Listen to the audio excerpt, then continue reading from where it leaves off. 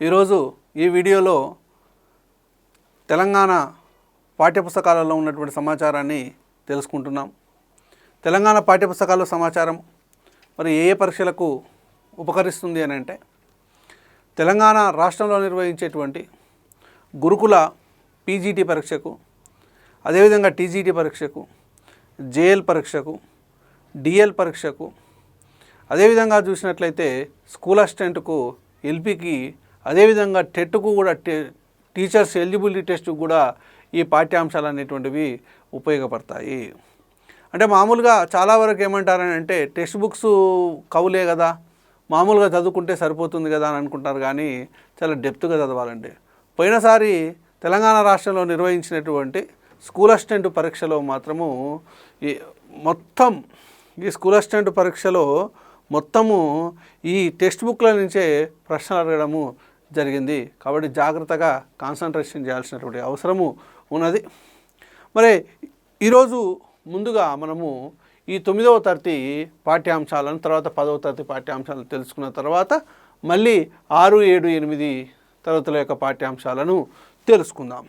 Okay, మరి 9వ తరగతిలో మొట్టమొదటి పాఠం పేరు ధర్మార్జునులు. మొట్టమొదటి పాఠం పేరు ఏం పేరు అని అంటే ధర్మార్జునులు. ఓకే, మరి ఈ మొట్టమొదటి పాఠం పేరు ధర్మార్జునులు అని అంటున్నాం కదా.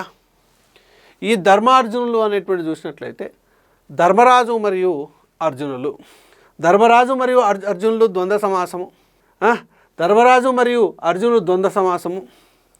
ధర్మ ప్లస్ అర్జునులు సవర్ణ దీర్ఘ సంధి అని అంటాం.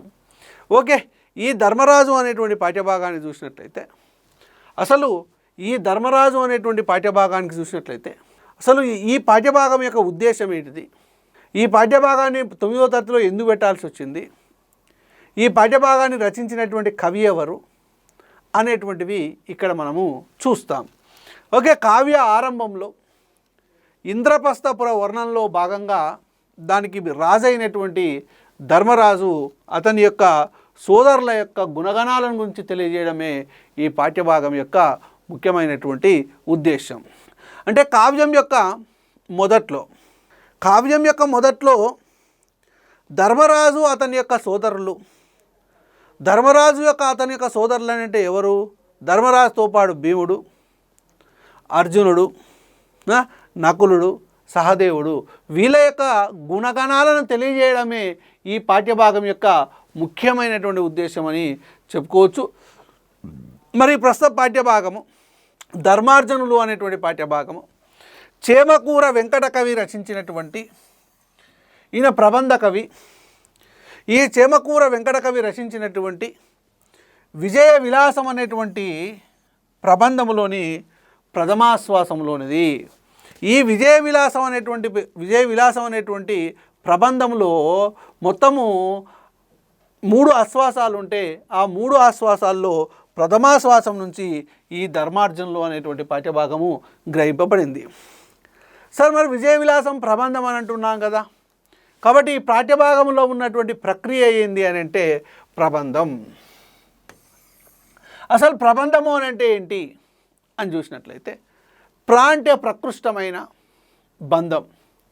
బంధం అంటే నిర్మాణం, అంటే బాండ్, అంటే ప్రకృష్టమైనటువంటి బంధము గలది ప్రబంధం. ఈ ప్రబంధానికి ఏమని నిర్వచనం ఇవ్వచ్చారంటే పురాణము, అదేవిధంగా ఇతిహాసము. ఈ పురాణము ఇతిహాసముల నుండి ఏదైనా ఒక చిన్న కథ మీన్స్ స్మాల్ స్టోరీ, చిన్న కథను తీసుకొని దానికి వర్ణనలు జోడించి చెప్పడను ఏమంటారు అని అంటే ప్రబంధము అని అంటాం. పురాణాలు అంటే 18 పురాణాలు. ఈ 18 పురాణాల్లో ఏదైనా ఒక కథను తీసుకోవచ్చు. ఇతిహాసాలు అంటే మహాభారతము, రామాయణము. ఈ మహాభారత, రామాయణము 18 పురాణాల్లో ఉన్నటువంటి ఏ పురాణంలోనైనా ఒక చిన్న కథను తీసుకొని దానికి వర్ణనలు జోడించి చెప్పడము. ఓకే, కథ చెప్తే మాత్రం 5 నిమిషాలలో అయిపోతుంది, దానికి వర్ణనలు జోడించి చెప్పడము. ఒక్కటే గుర్తుపెట్టుకోండి, స్టోరీ తక్కువ సోది ఎక్కువ అన్నట్టు. ప్రబంధం అని అంటే స్టోరీ ఏమో తక్కువ ఉంటుంది, సోదేమో ఎక్కువ ఉంటుంది. చారణ కోడికి బారణ మసాలా అన్నట్టు. కోడేమో చారణ పెట్టి చారణ అంటే 25 పైసా పెట్టి కొనుక్కొని రావడము, దానికేమో బారణ మసాలా పెట్టడం అంటే 75 పైసా పెట్టి మరి మసాలా కొనుక్కొచ్చి దానికి పెట్టడం అన్నమాట. ఏం లేదు, సూటబుల్ ఎగ్జాంపుల్ ఏంటంటే ప్రబంధాలకు మనకి ఇప్పుడు టీవీలలో వస్తున్నటువంటి సీరియళ్ళు. ఏం లేదు, ఆమె నడుచుకుంటూ పోతుంటే ఆమెను ఒక 5 నిమిషాలు చూపెడతాడు హీరోయిన్ని, అందులో విలను ఉయ్యాల మీద ఊగేదో ఒక 10 నిమిషాలు చూపెడతాడు. అంటే ఇట్లా కొనసాగించుకుంటూ వెళ్తుంటాడు ఎపిసోడ్ కార్తీక దీపం సీరియల్ లాగా అన్నమాట. అంటే పురాణం నుంచి కానివ్వండి, ఇతిహాసం నుంచి కానివ్వండి, ఒక చిన్న కథను తీసుకొని దానికి వర్ణనలు జోడించి చెప్పడను ఏమంటామనంటే ప్రబంధము అని అంటాం. ఓకే, ఈ ఆ ప్రబంధమైనటువంటి విజయ విలాసం నుంచి గ్రహింపబడిందే ప్రస్తుత పాఠ్యమైనటువంటి ధర్మార్జునులు. నెక్స్ట్ ఇంకా చూసినట్లయితే ఈ విజయ విలాసం అనేటువంటి ప్రబంధానికి మూలం ఏంటిది? ఈ విజయ విలాసం అనేటువంటి ప్రబంధానికి మూలం ఏంటిదని అంటే మహాభారతంలోని సుభద్రా పరిణయ ఘట్టం. మహాభారతంలోని సుభద్రా పరిణయ ఘట్టం. సుభద్ర యొక్క పరిణయం అంటే వివాహము. ఈ సుభద్ర వివాహ ఘట్టమే ఈ విజయ విలాసానికి మూలము అని చెప్పొచ్చు.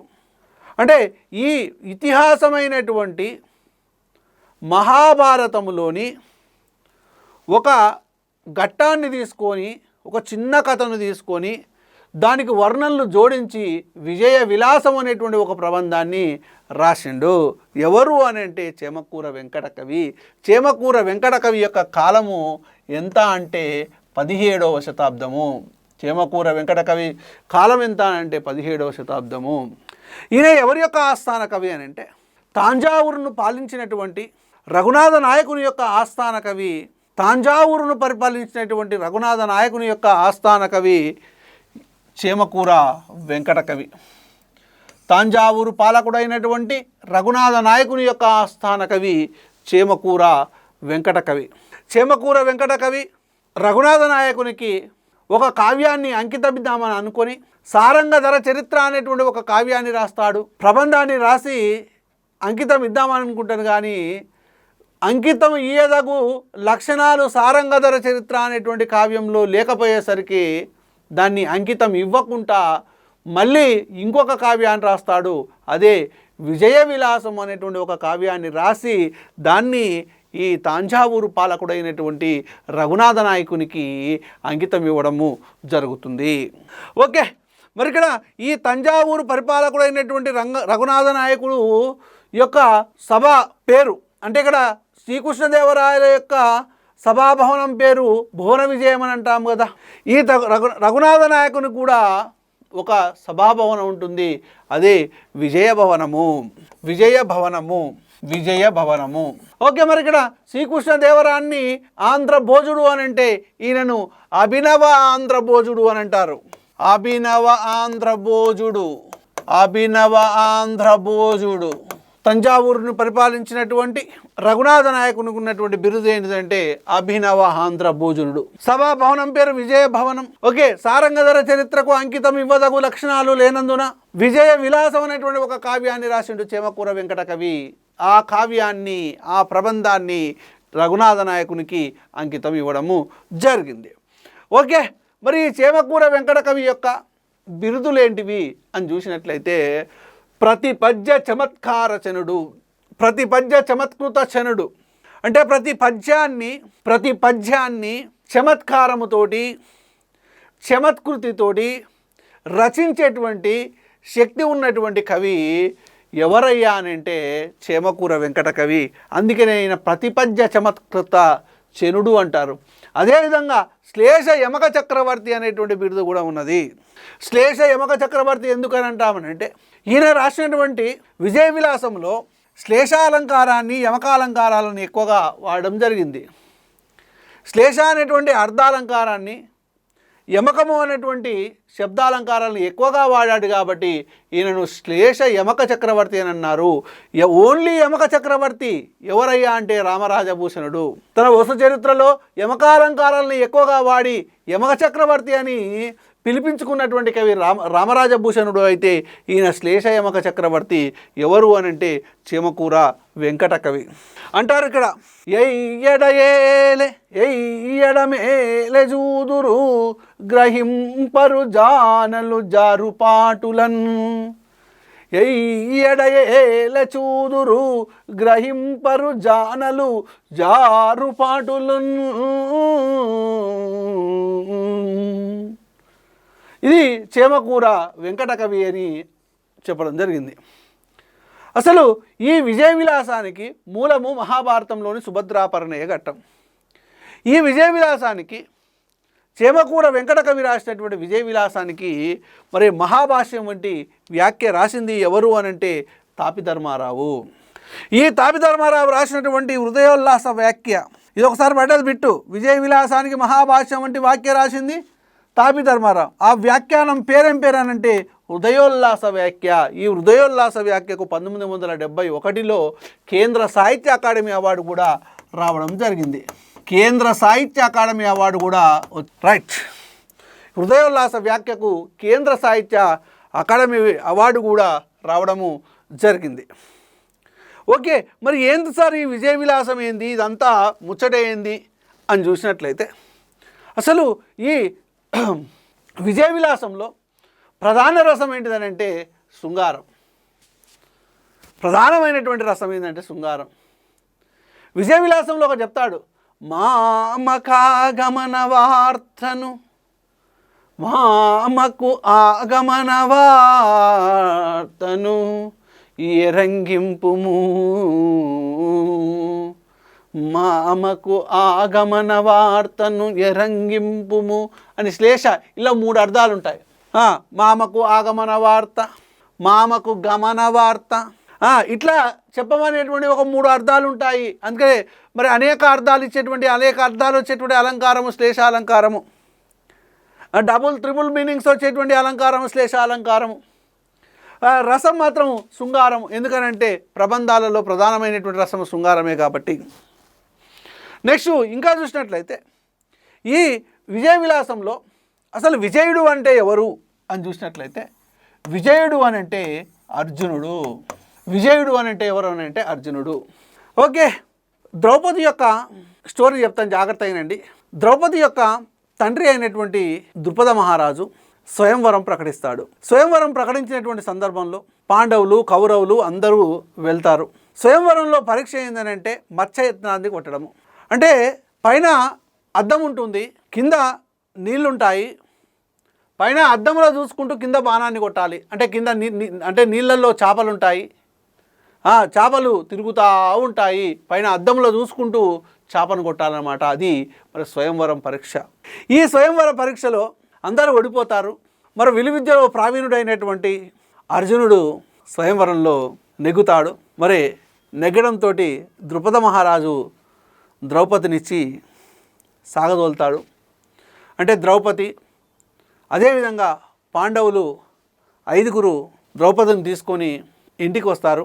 ఇంటికి వచ్చి బయటనే ఉంటాడు అర్జునుడు. మిగతా పాండవులు అందరూ బయటనే ఉంటారు. కుంతి, తన తల్లి అయినటువంటి కుంతి లోపల ఉంటుంది. అర్జునుడు అంటాడు, అమ్మా అమ్మా అని అంటాడు. అప్పుడు లోపల నుంచి ఏంది నాయన, నేను ద్రౌపదిని తీసుకొచ్చాను అని అన్నాడు, నేను భిక్ష తీసుకొచ్చానమ్మా అని అంటాడు. మరి ఎప్పుడైనా 5 పంచుకొని తింటారు కదా భిక్ష తీసుకొస్తే, మరి అట్నే చేయండి అయ్యా అని అంటది. అరే అమ్మ చెప్పింది కాబట్టి ఇక్కడ కాదు, భిక్ష కాదు తీసుకొచ్చింది, నేను ద్రౌపదిని తీసుకొని వచ్చాను కాబట్టి ఈ ద్రౌపదిని 5 వివాహం చేసుకోవాలి, మరి అమ్మ యొక్క ఆజ్ఞ ప్రకారము అనేటువంటిది చెప్తాడు. చెప్పడంతో అర్జునుడు మరి ఆ విధంగా మరి అమ్మ ఈ విధంగా చెప్పింది కాబట్టి 5 వివాహం చేసుకోవాలని అంటే మరి ద్రుపద మహారాజు ఒప్పుకోడు. నేను ఇచ్చింది మాత్రం ఒక అర్జునునికే, 5 వివాహం చేసుకోవడం ఏంటంటే ద్రుపద మహారాజు ఒప్పుకోపోయేసరికి నారద మహర్షి వచ్చేసేసి పూర్వజన్మలో అట్లా ఉన్నది మరి అనే అన్ని విషయాలన్నింటినీ చెప్పేసేసి నచ్చ చెప్పడంతో మరి ద్రుపద మహారాజు ఒప్పుకుంటాడు. ఒప్పుకున్న తర్వాత జాగ్రత్తగా గమనించాలి. ఇక్కడ ఒప్పుకున్న తర్వాత నారద మహర్షి వీళ్ళకు కొన్ని నియమ నిబంధనలు అనేటువంటివి పెడతాడు. ఏంటి నియమ నిబంధనలు అంటే ధర్మరాజుతో పాటు ద్రౌపది ఉన్నప్పుడు మిగతా నలుగురు అటువైపు వెళ్ళకూడదు. అంటే ఒక్కొక్కరు ఒక్కొక్క సంవత్సరం అట్లా ఉండాలి అనేటువంటి కొన్ని నియమ నిబంధనలు అట్లని కాకుండా కొన్ని ధర్మరాజుతో పాటు ద్రౌపది ఉన్నప్పుడు మిగతా నలుగురు ఎవరు అటు వెళ్ళొద్దు. ఒకవేళ తెలిసో తెలియకనో వెళ్ళిరనుకోండి 1 సంవత్సరం పాటు తీర్థయాత్రలు చేయాలి అనేటువంటి నియమ నిబంధన. ధర్మరాజు అని కాదు, భీమునితో పాటు ద్రౌపది ఉన్నప్పుడు మిగతా నలుగురు వెళ్ళొద్దు, అర్జున్తో పాటు ద్రౌపది ఉన్నప్పుడు మిగతా నలుగురు వెళ్ళొద్దు, నకులంతో పాటు ద్రౌపది ఉన్నప్పుడు మిగతా నలుగురు వెళ్ళొద్దు, సహదేవునితో పాటు ద్రౌపది ఉన్నప్పుడు మిగతా నలుగురు ఎవరు వెళ్ళొద్దు. ఇట్లా కొన్ని నియమ నిబంధనలు అనేటువంటివి పెట్టి నారదుడు వెళ్ళిపోతాడు. ఒకసారి ద్రౌపదితో పాటు ధర్మరాజు అంతఃపురంలో ఉంటాడు. వాళ్ళ యొక్క గృహంలో ఒక ఏకాంతంగా ఉండడము జరుగుతుంది. ఆ సందర్భంలోనే బ్రాహ్మణుల యొక్క గోవులను కొంతమంది దొంగలు వెతుకెళ్తుంటారు.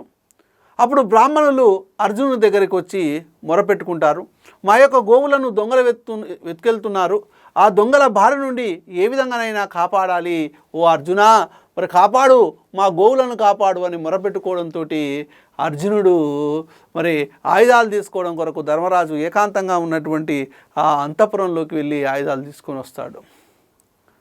తీసుకొని వచ్చి ఆ దొంగలను బారి నుంచి ఆ గోవులను కాపాడి బ్రాహ్మణులకు ఇవ్వడము జరుగుతుంది. తీసుకొని వచ్చిన తర్వాత అప్పుడు తెలుస్తుంది అన్నమాట, ఏది మరి నేను ఏకాంతంగా ఉన్నటువంటి సందర్భంలో నేను వెళ్ళడం జరిగింది కాబట్టి నేను చేసింది నియమ నిబంధన అనేటువంటిది ఉల్లంఘించడం జరిగింది, కాబట్టి తప్పనిసరిగా తీర్థయాత్రలకు వెళ్ళాలి అనే ఉద్దేశం, వెళ్ళాలి అనే నిబంధనతోటి ఏం చేసినానంటే ఇక అర్జునుడు ఒక కమండలము, ఒక చెంబు ఇవన్నీ పట్టుకొని తిరుగుతూ ఉంటాడు. ఎట్లా పోతాడు మరి? అర్జునుడితో పాటు తీర్థయాత్రలకు వెళ్ళినటువంటి వాళ్ళు ఎవరు అని అంటే విశారదుడు.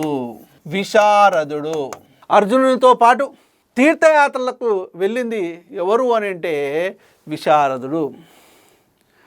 మొట్టమొదటగా ఎక్కడికి వెళ్తాడు అని అంటే నాగలోకంకి వెళ్తాడు. నాగలోకం అంటే ఎక్కడ ఉంటుంది? పాతాళంలో ఉంటుంది. ఈ నాగలోకం వెళ్ళినటువంటి సందర్భంలో అక్కడ ఉలూచి అనేటువంటి నాగకన్యను మరి వివాహం చేసుకుంటాడు. వివాహం చేసుకుంటాడు. అదేవిధంగా చిత్రాంగద అనేటువంటి మానవ కన్య భూలోకంలో, అదేవిధంగా సుభద్ర అనేటువంటి దేవకన్య శ్రీకృష్ణుని యొక్క చెల్లెలు దేవకన్యను వివాహం చేసుకుంటాడు. అర్థమవుతుందా? మొదలేమో ద్రౌపదిని వివాహం చేసుకుంటాడు, అది పక్క పెట్టండి. ఉలూచి, చిత్రాంగద, సుభద్ర అనేటువంటి ముగ్గురిని వివాహం చేసుకుంటాడు. ఈ ముగ్గురితో జరిపేటువంటి విలాసాన్నే విజయుని యొక్క విలాసమే ఈ విజయ విలాసం అనేటువంటి కావ్యము. ఈ 1 సంవత్సరంలో కాలంలో మరి ఆయన చేసినటువంటి విలాసాలన్నింటినీ శృంగార రసంలో ఈ ప్రబంధంలో వివరించడము జరుగుతుంది చేమకూర వెంకట కవి. అందుకని ఏమంటాడంటే 3 వలపుల వలచెన్ అని చెప్పబడినటువంటి కావ్య ప్రబంధం. 3 వలపులు ఎవరయ్యా అంటే ఆ 3 వలపులు ఉలూచి, చిత్రాంగద, సుభద్ర. ఉలూచి అర్జునుడి యొక్క అందచందాలను చూసి మోహిస్తుందంట. ఉలూచి అర్జునుని చూసి ఏమంటుందో తెలుసా? అమ్మక చెల్ల